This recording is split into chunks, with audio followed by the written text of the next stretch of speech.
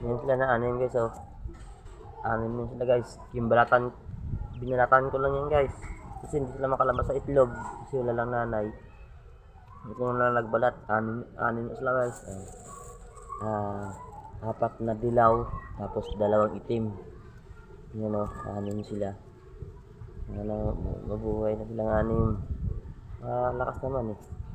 Ano. Ayan ang isa nakita ko kayo no. May lupa pang bunganga niya. Kahapon lang yan guys.